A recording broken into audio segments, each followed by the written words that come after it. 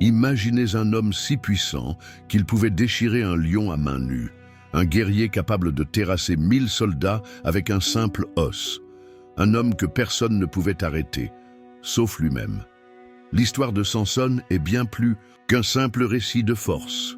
C'est une histoire de trahison, de chute et de rédemption, un homme choisi par Dieu dès sa naissance, doté d'une force surhumaine, mais piégé par ses propres faiblesses. Ce que l'on ne vous dit pas, c'est que Samson n'a pas perdu sa force à cause de Dalila. Non, il l'a perdue bien avant qu'on ne lui coupe les cheveux, il était déjà prisonnier, et vous allez découvrir pourquoi. Son histoire est remplie de mystères, de dangers et d'enseignements que peu de gens ont réellement compris. Une histoire qui fait frissonner, qui intrigue, qui questionne. Alors accrochez-vous, parce que ce que vous allez entendre va changer à jamais votre vision de Samson. Un instant. C'est ta première fois ici, n'est-ce pas? Si cette vidéo est arrivée jusqu'à toi, ce n'est pas un hasard. Ici, nous partageons des histoires bibliques qui peuvent transformer ta vie. Abonne-toi maintenant et active la cloche, car ce qui arrive sera encore plus puissant. Tu ne voudras pas le manquer. Et laisse ton j'aime. Cela aide à ce que plus de personnes découvrent ce message. Ne reste pas juste spectateur, rejoins cette communauté de foi. Clique et abonne-toi dès maintenant. Maintenant, nous entrons dans l'histoire en fait. Dans un village isolé d'Israël, sous un ciel étoilé, vivait un couple humble mais affligé, Manoach et sa femme. Leur maison était simple, faite de pierre et de bois, éclairée à la lueur vacillante d'une lampe à huile. Leur plus grande tristesse, ils n'avaient pas d'enfants. Pendant des années, ils avaient prié, supplié Dieu de leur accorder un fils, mais en vain. L'espoir s'amenuisait, et la femme de Manoach portait ce fardeau avec résignation.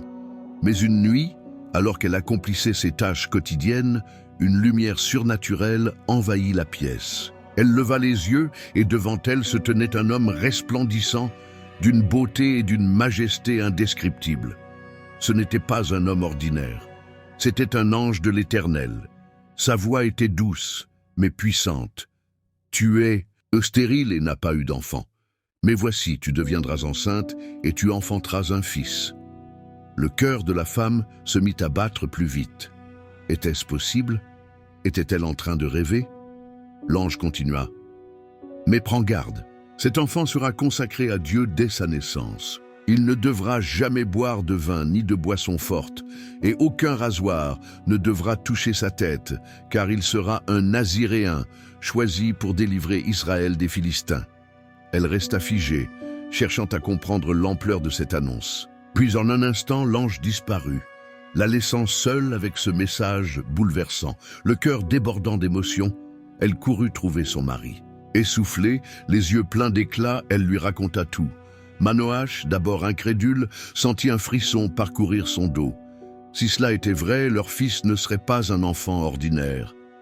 Il leva les yeux vers le ciel et pria « Seigneur, que cet homme de Dieu revienne vers nous et nous enseigne comment élever cet enfant. » Et Dieu entendit sa prière.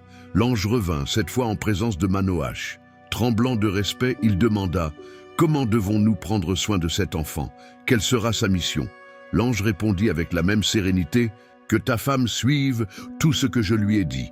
Cet enfant est consacré dès le ventre de sa mère. » Puis, sans prévenir, l'ange monta vers le ciel dans une flamme de l'autel. Manoach et sa femme tombèrent face contre terre, réalisant qu'ils venaient de voir un messager de Dieu. Et comme annoncé, la femme de Manoach conçut. Son ventre s'arrondit et l'espoir grandit avec lui. Lorsqu'elle donna naissance, à l'enfant, ils l'appelèrent Samson, le petit soleil. Ils savaient qu'il était destiné à un avenir extraordinaire. Ce n'était que le commencement d'une histoire qui marquerait Israël pour toujours. À force surhumaine de Samson et sa mission divine. Dès son enfance, Samson se distinguait des autres garçons du village. Il grandit fort, bien plus fort que quiconque. À peine adolescent, il soulevait déjà des charges que des hommes adultes n'auraient pas pu déplacer. Ses parents observaient cela avec admiration, mais aussi avec un certain effroi. Ils savaient que leur fils n'était pas ordinaire. Il avait été consacré à Dieu dès le ventre de sa mère, et sa force n'était pas simplement le fruit de son corps puissant, mais le signe visible d'un appel divin. Les années passèrent, et la réputation de Samson s'étendit bien au-delà de son village. On parlait de lui comme d'un homme au physique imposant, mais surtout doté d'une force inexplicable. Il semblait invincible, mais avec cette force venait une responsabilité. Il avait été choisi pour délivrer Israël de la domination des Philistins, un peuple cruel qui asservissait les Israélites depuis des années. Un jour, alors qu'il se promenait seul sur une route isolée bordée de vignes, un rugissement féroce brisa le silence. Samson se retourna et vit un lion foncer sur lui, ses crocs brillants sous le soleil. N'importe qui aurait fui. Mais Samson sentit une puissance extraordinaire l'envahir. Avant même que la bête ne puisse bondir sur lui, il l'attrapa à main nue. Le combat fut bref. Dans un éclat de puissance divine, il déchira la gueule du lion comme s'il ne s'agissait que d'un chevreau. Puis, il laissa le corps, sans vie, sur le bord du chemin et poursuivit sa route comme si de rien n'était. Cet événement ne fit que confirmer ce que ses parents savaient déjà. Samson était un instrument entre les mains de Dieu. Mais si sa force physique surpassait celle de n'importe quel homme, son plus grand combat ne se ferait pas sur un champ de bataille, mais dans son propre cœur. Samson savait qu'il avait une mission, mais il était aussi un homme de désir, d'impulsion. Il n'était pas toujours guidé par la sagesse, et cela allait le mener à de grandes victoires, mais aussi à des chutes douloureuses. Il était fort, mais était-il prêt à maîtriser la véritable épreuve, lui-même, le mariage de Samson et son épreuve avec les Philistins? Un jour, alors que Samson se promenait à Timna, une ville philistine, son regard se posa sur une femme d'une beauté saisissante. Ses cheveux brillaient sous le soleil et son sourire éveilla en lui un désir puissant. Il la voulait pour épouse. Samson, malgré sa force extraordinaire, était un homme guidé par ses émotions et ses désirs. Sans hésiter, il retourna chez ses parents et leur annonça avec enthousiasme: « J'ai vu une femme philistine à Timna. Prenez-la pour moi car c'est elle que je veux. » Mais ses parents furent bouleversés. Comment leur fils, consacré à Dieu, pouvait-il vouloir épouser une femme de ce peuple oppresseur? Ils tentèrent de le raisonner. N'y a-t-il pas une femme parmi notre peuple, parmi les filles d'Israël? Pourquoi veux-tu prendre une femme chez ces Philistins incirconcis? Mais Samson resta inflexible. Ce qu'il désirait, il devait l'obtenir. Ce qu'il ne savait pas, c'est que cette décision, bien qu'impulsive, faisait partie du plan de Dieu. Sur le chemin pour rencontrer cette femme, il repassa près de l'endroit où il avait tué le lion quelque temps auparavant. Curieux, il s'approcha de la carcasse et découvrit quelque chose d'étrange. Un essaim d'abeilles avait fait son nid à l'intérieur, produisant du miel. Samson plongea la main, en prit une poignée et le mangea. C'était sucré, délicieux. Il en apporta même à ses parents, sans leur dire d'où il venait. Un geste anodin en apparence, mais qui montrait déjà un Samson qui s'éloignait peu à peu des interdits liés à son vœu de naziréen. Le mariage fut célébré avec un grand festin où 30 jeunes Philistins furent choisis pour accompagner Samson. Fier et confiant, il leur proposa une énigme. « Si vous parvenez à deviner mon énigme en 7 jours, je vous donnerai 30 tuniques et 30 vêtements de rechange. Mais si vous échouez, c'est vous qui devrez me donner ces habits. » Les Philistins, intrigués, acceptèrent. Samson sourit et déclara: « De celui qui mange est sorti ce qui se mange, et du fort est sorti le doux. » Les jours passèrent, et les jeunes hommes philistins n'avaient toujours pas trouvé la réponse. Leur frustration se transforma en colère. Ils allèrent voir la jeune épouse de Samson et la menacèrent. « Fais-lui dire la réponse, sinon nous brûlerons ta maison et celle de ton père. » Effrayée, la femme de Samson usa de ses charmes et de ses larmes pour lui arracher la vérité. Elle pleura jour et nuit, suppliant Samson de lui dire la réponse. À force de supplications, il céda et lui révéla le secret du miel dans la carcasse du lion. Le 7e jour, Les Philistins vinrent vers lui avec un sourire triomphant. Quoi de plus doux que le miel, et quoi de plus fort que le lion? Samson comprit immédiatement qu'il avait été trahi. Son regard s'assombrit, et avec un rire amer, il répondit « Si vous n'aviez pas labouré avec ma génisse, vous n'auriez pas découvert mon énigme. » Fou de rage, il quitta précipitamment la fête et descendit à Ashkelon, où il tua 30 Philistins, prit leurs vêtements et revint payer sa dette. Mais lorsqu'il revint chercher sa femme, il découvrit qu'elle avait été donnée à un autre homme. Cette trahison enflamma encore plus sa colère, et ce qui aurait dû être une simple union devint le début d'une guerre personnelle entre Samson et les Philistins. Ce n'était que le commencement d'une vengeance qui allait marquer l'histoire d'Israël. La vengeance incandescente de Samson contre les Philistins.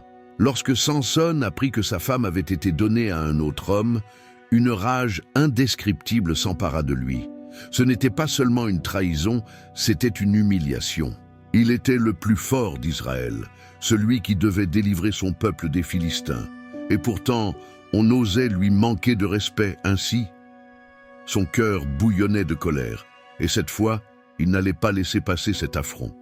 Mais Samson n'était pas un homme ordinaire, et sa vengeance n'allait pas être ordinaire non plus. Il avait un plan brûlant, destructeur, inoubliable. Il s'en alla capturer 300 renards, oui, 300. Ce fut une tâche longue, ardue, mais il était patient. Il attacha ensuite les renards 2 par 2 par la queue et fixa une torche entre eux. Puis, dans un spectacle terrifiant, il alluma les torches et lâcha les bêtes affolées dans les champs de blé des Philistins.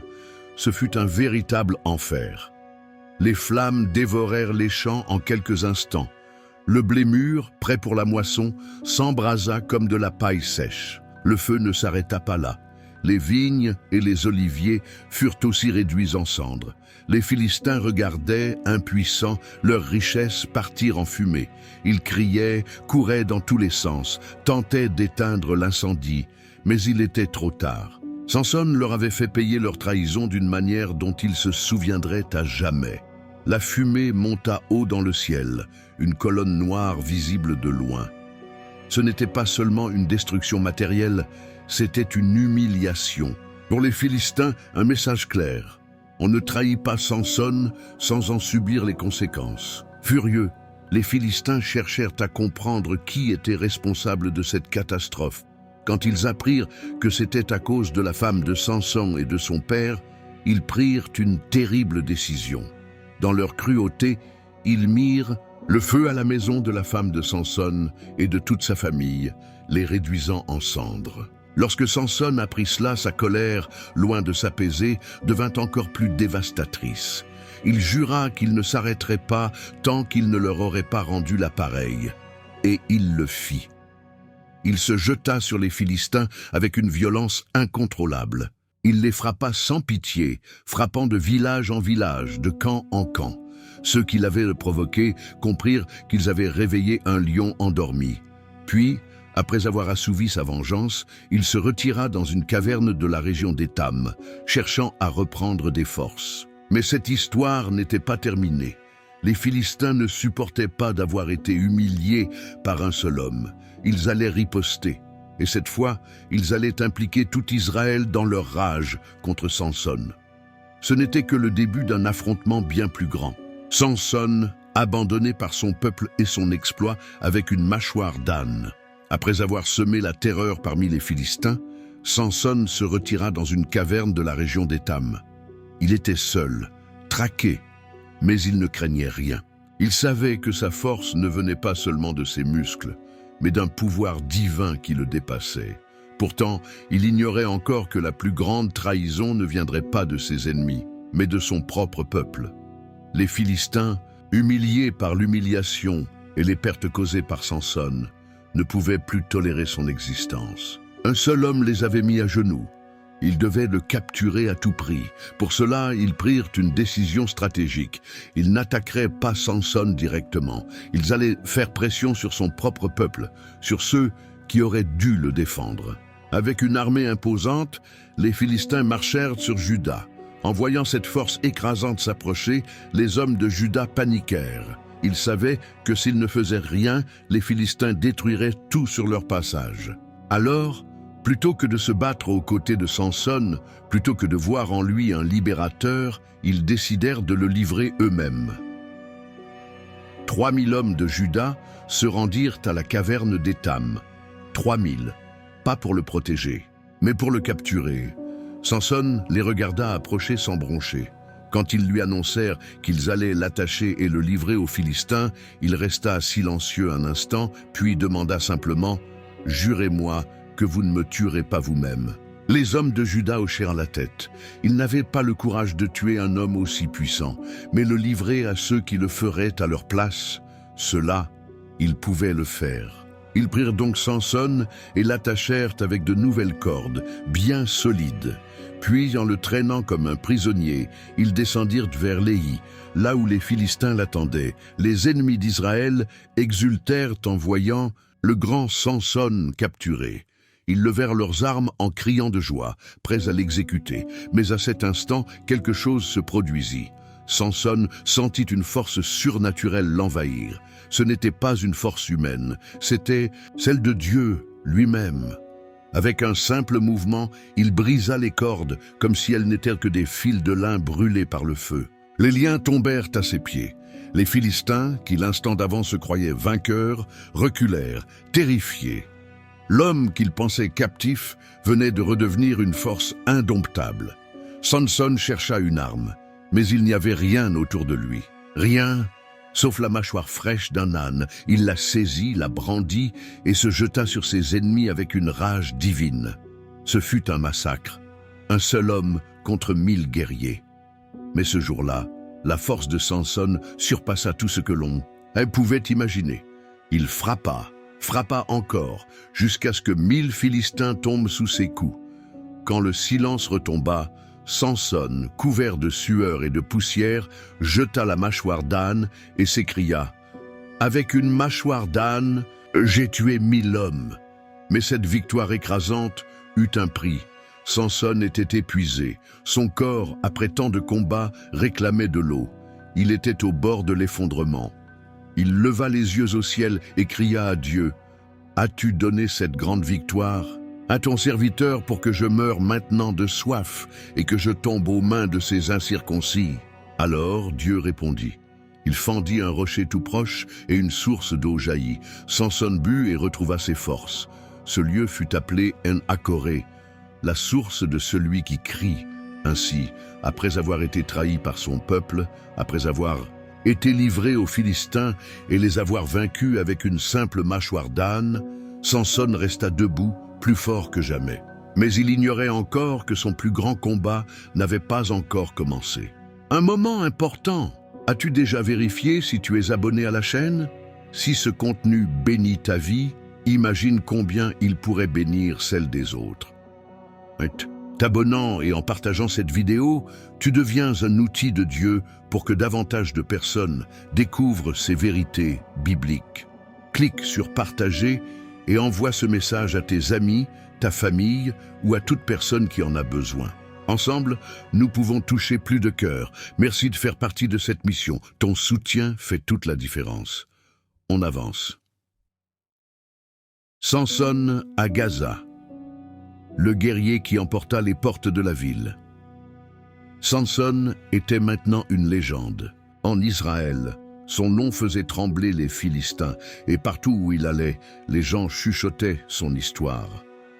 Un seul homme qui pouvait terrasser des armées entières, un homme qui, à main nue, avait massacré 1000 soldats avec une simple mâchoire d'âne. Qui pouvait arrêter un tel guerrier? Mais malgré sa force divine, Samson restait un homme, avec ses faiblesses. Et l'une de ses faiblesses allait le conduire dans un territoire ennemi. Un soir, Samson arriva à Gaza, l'une des plus grandes villes philistines. C'était un lieu rempli de soldats et de chefs ennemis. Pourtant, il n'hésita pas à y entrer. Pourquoi? Parce que Samson était Samson. Il n'avait peur de rien ni de personne, mais il n'était pas venu pour livrer bataille. Cette fois, il se laissa guider par son désir.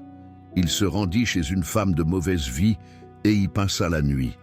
Les Philistins, dès qu'ils apprirent sa présence, virent là une occasion en or. Samson était enfin piégé. Ils fermèrent les portes de la ville et mirent en place une garde renforcée. Ils allaient l'attendre à l'aube et cette fois, ils le captureraient. Tout était prêt. L'armée était en place. Les soldats souriaient déjà à l'idée de voir enfin leur plus grand ennemi à genoux, mais ils avaient sous-estimé Samson. Au beau milieu de la nuit, alors que tout le monde dormait, Samson se leva. Il sentit le piège, il comprit le danger, mais il ne paniqua pas. Il était né pour vaincre. Sans faire de bruit, il marcha dans les rues sombres jusqu'aux portes de la ville. Ces portes n'étaient pas de simples battants en bois. Elles étaient immenses, renforcées de fer, faites pour résister aux invasions. Elles étaient verrouillées, gardées. Mais rien n'était un obstacle pour l'homme que Dieu avait choisi. Samson s'approcha, posa ses mains sur les portes et les arracha d'un seul coup. Les gardes, réveillés par le bruit assourdissant du bois et du fer brisé, ouvrirent des yeux horrifiés. Ce qu'ils voyaient était impossible. Samson, l'homme qu'ils pensaient capturer, portait maintenant les portes de Gaza sur ses épaules. Et il ne s'arrêta pas là. Il marcha, kilomètre après kilomètre, jusqu'au sommet d'une montagne face à Hébron. Là, sous les yeux de Dieu et de ceux qui l'avaient trahi, il planta les portes dans le sol comme un trophée. C'était un message clair pour les Philistins. Rien, absolument rien, ne pouvait arrêter Samson. Mais ce qu'il ignorait, c'était que ce n'était pas une armée ni des portes blindées qui allaient causer sa perte, mais une femme et un piège bien plus subtil que des chaînes de fer. La trahison de Dalila, le secret qui fit tomber Samson était invincible. Ni les armées philistines, ni les pièges qu'on lui tendait ne pouvaient le capturer. Chaque fois qu'ils pensaient de l'avoir piégé, il leur échappait, plus puissant que jamais. Mais les Philistins savaient que la force brute ne suffirait pas à le vaincre. Ils avaient besoin d'un piège plus subtil, ils devaient atteindre son point faible. Et ce point faible, c'était l'amour. C'est alors qu'entra en scène Dalila. Dalila était une femme d'une beauté envoûtante, captivante. Elle avait ce pouvoir qu'aucune épée ni lance ne pouvait égaler, celui de faire baisser la garde à Samson. Les chefs philistins vinrent la trouver en secret. Ils lui promirent une fortune colossale. Chaque prince philistin lui donnerait de l'argent si elle réussissait à découvrir le secret de la force de Samson. C'était une offre qu'elle ne pouvait refuser. Alors, elle joua son rôle à la perfection. Dans l'intimité de leur relation, elle posa la question, l'air innocent, la voix douce. « Dis-moi, je t'en prie, d'où vient ta grande force? Et comment pourrais-tu être attaché pour être maîtrisé ?» Samson sourit. Il connaissait les jeux de la séduction et n'était pas dupe. Alors, il lui mentit. « Si on me lie avec 7 cordes fraîches, je deviendrai aussi faible qu'un homme ordinaire. » Dalila attendit qu'il s'endorme et appela les Philistins. Ils apportèrent 7 cordes neuves et attachèrent Samson. Puis elle cria « Samson, les Philistins sont là !» D'un simple mouvement, il brisa les cordes comme du fil sec. Dalila, vexée, joua la femme blessée. « Tu t'es moqué de moi, Samson. Si tu m'aimais vraiment, tu me dirais la vérité. » Samson sourit encore. Mais il aimait Dalila. Il ne voulait pas la perdre, alors il resta avec elle. Elle revint à la charge inlassablement, jour après jour, nuit après nuit. Il lui mentit encore, il parla de cordes neuves, puis de tresses attachées. Chaque fois, elle l'essayait en secret. Chaque fois, il brisait les liens, mais Dalila n'abandonnait pas. Elle savait qu'elle finirait par gagner. Alors elle usa de l'arme la plus puissante, la persistance. Elle insista, le harcela, le fit culpabiliser, pleura, se plaignit. Elle le tourmenta jour après jour jusqu'à ce qu'il n'en puisse. Plus loin, Samson céda, il commit l'erreur fatale. Il posa sa main sur sa longue chevelure, soupira et murmura « Ma force vient de mon vœu à Dieu, je suis un Naziréen depuis ma naissance. » Si ma tête est rasée, ma force m'abandonnera et je deviendrai faible comme n'importe quel homme. Dalila sourit, un sourire cruel, triomphant. Cette nuit-là, alors que Samson dormait profondément sur ses genoux, elle fit venir un homme qui lui rasa les 7 tresses de sa chevelure. Elle vit alors la puissance quitter son corps. Samson, si fort, si invincible, n'était plus que l'ombre de lui-même. Alors, elle cria, pour la dernière fois, « Samson, les Philistins sont là !» Il se réveilla, croyant que, comme toujours, il se débarrasserait facilement de ses ennemis. Mais cette fois, rien. Il se leva, voulut frapper, mais sa force avait disparu. Les Philistins lui tombèrent dessus comme des vautours sur une proie affaiblie. Ils le battirent, l'attachèrent et lui crevèrent les yeux. Samson, le héros d'Israël, le guerrier que personne ne pouvait vaincre, fut traîné comme un animal, enchaîné, aveugle. Il était brisé, et tout cela à cause d'une seule chose.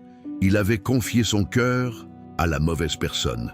Mais l'histoire de Samson n'était pas encore terminée, car même dans l'obscurité la plus profonde, Dieu n'avait pas dit son dernier mot.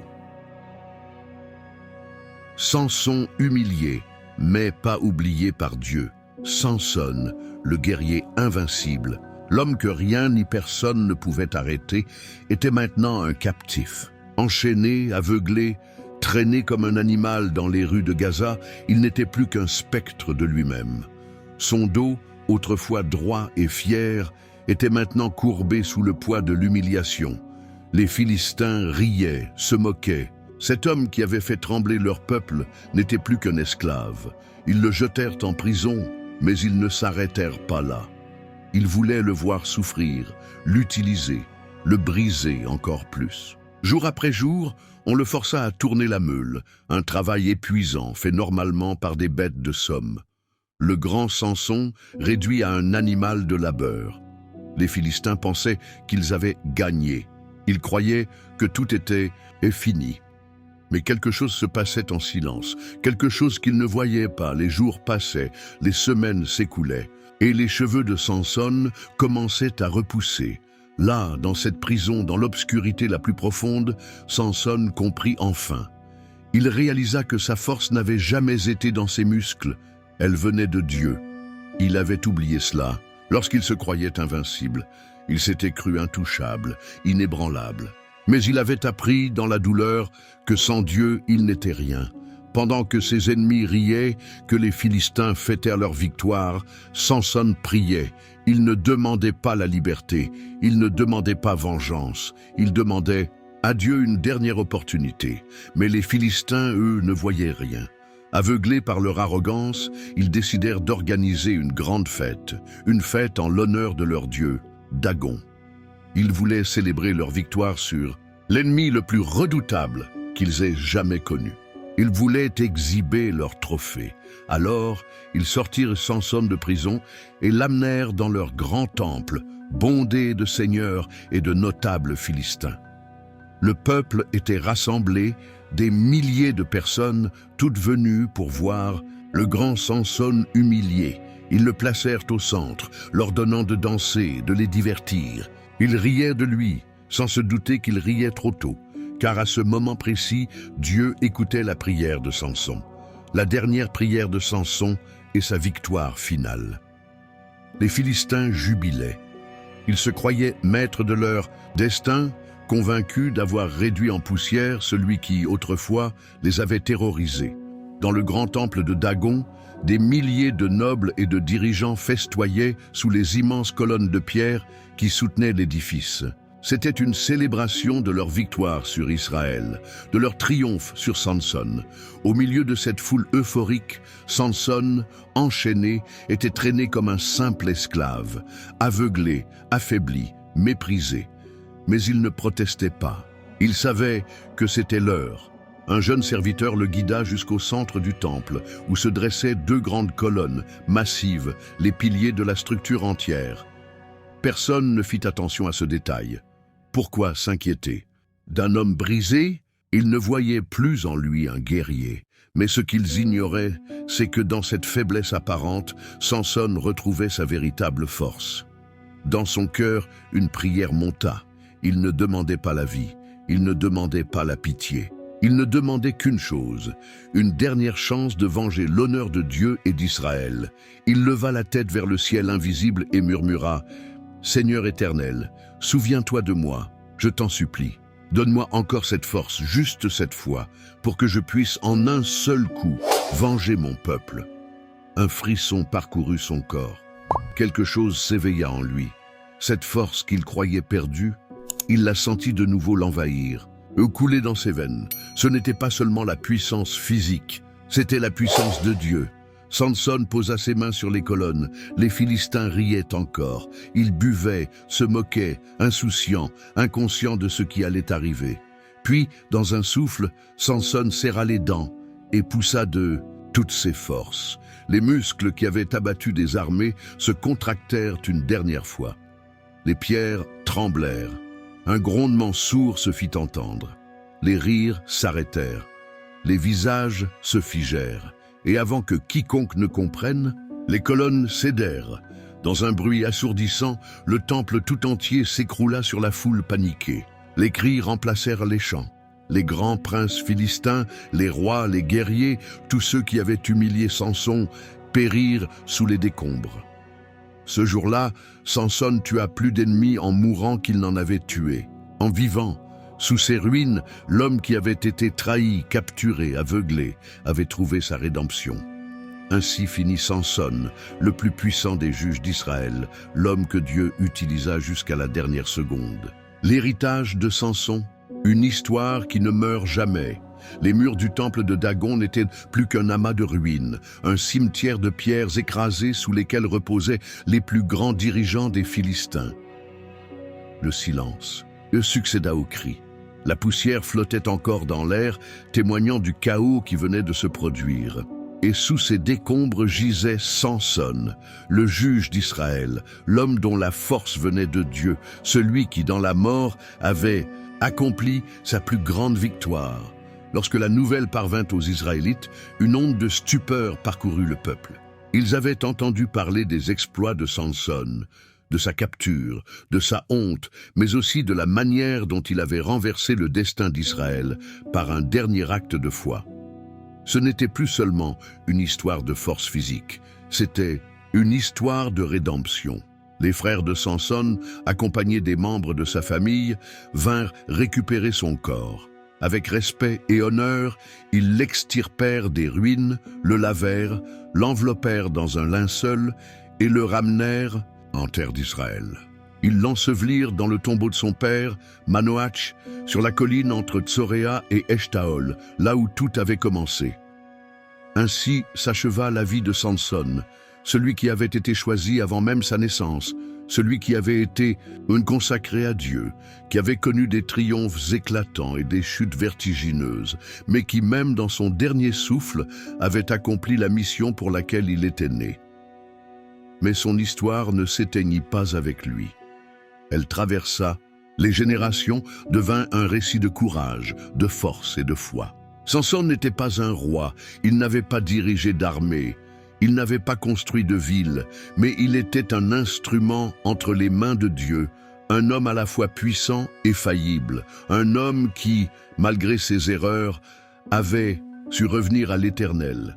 Et encore aujourd'hui, son nom résonne comme un rappel que la véritable force ne réside pas seulement dans les muscles, mais dans la confiance en Dieu. Car si Samson a perdu sa vue, il a retrouvé la vision de son destin. Et dans sa mort, il a offert à son peuple une nouvelle chance. Avant de terminer, assure-toi que tu es déjà abonné à la chaîne. En le faisant, tu ne recevras pas seulement plus de contenu pour enrichir ta foi, mais tu aideras aussi ce message à atteindre beaucoup d'autres personnes qui en ont besoin. Active la cloche pour ne pas manquer nos prochaines vidéos et partage ce contenu pour faire partie de cette mission de foi et d'espoir. Merci pour ton soutien. Ensemble, nous pouvons porter cette parole encore plus loin. À bientôt dans la prochaine vidéo. Et voilà, l'histoire incroyable de Samson. Un homme qui avait tout, la force, la mission, la protection de Dieu, mais qui a tout perdu à cause d'un choix. Mais attention, ne vous trompez pas, Samson n'a pas été vaincu par les Philistins. Il a été vaincu bien avant par lui-même. Il n'a pas perdu sa force quand ses cheveux ont été coupés. Il l'a perdu quand il a oublié d'où venait réellement son pouvoir. Et c'est là que vous devez être attentif. Parce que l'histoire de Samson n'est pas juste une histoire ancienne, c'est un avertissement. Nous avons tous des forces, des opportunités, des bénédictions. Mais si nous oublions d'où elles viennent, si nous nous éloignons de notre véritable appel, alors nous risquons de tout perdre, comme lui.